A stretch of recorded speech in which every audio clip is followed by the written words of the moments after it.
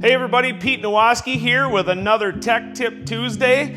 And what I have in front of me today is the HHI Axle Adjustment Kits. So basically what you're gonna do is take this and bolt it to your stock swing arm via the existing shock hole.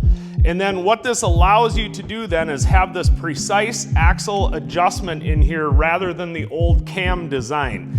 So this is really good for you big power guys that aren't running a full upgraded swing arm. So you can get that axle adjustment dialed in. You also have wheel stand deals on here, so you can run the track stand. You also have stock and +1 shock locations. So guys, if the budget doesn't allow for you to get a whole swing arm, this is the ticket for you. This is a must. It also comes with a hollow chrome moly lightweight axle, strong 12-point hardware to bolt this adapter onto the swing arm, and then you'll retain your stock shock bolts. So we have a bunch of these in stock, everybody. So we have black, raw aluminum, and then anodized gold. So this is a great upgrade, guys.